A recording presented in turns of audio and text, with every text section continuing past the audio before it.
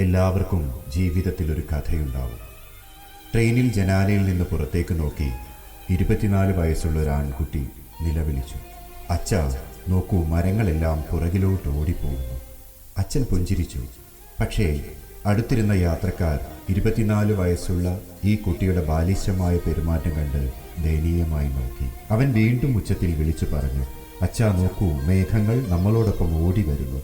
സഹയാത്രികൻ അല്പം പുച്ഛത്തോടെ വൃദ്ധനോട് ചോദിച്ചു, നിങ്ങൾ എന്തുകൊണ്ടാണ് മകനെ നല്ലൊരു ഡോക്ടറുടെ അടുത്ത് കൊണ്ടുപോവാത്തത്? വൃദ്ധൻ പുഞ്ചിരിച്ചുകൊണ്ട് പറഞ്ഞു, ഞങ്ങൾ ആശുപത്രിയിൽ നിന്നും വരുന്ന വഴിയാണ്. എൻ്റെ മകൻ ജന്മനാ അന്ധനായിരുന്നു. അവൻ ഇന്നാണ് കാഴ്ച ലഭിച്ചത്. ഈ ഭൂമിയിലെ ഓരോ വ്യക്തിക്കും ഓരോ കഥകളുണ്ട്. ആളുകളെ ശരിയായി മനസ്സിലാക്കാതെ അവരെ വിലയിരുത്തുകയോ കുറ്റപ്പെടുത്തുകയോ അരുത്.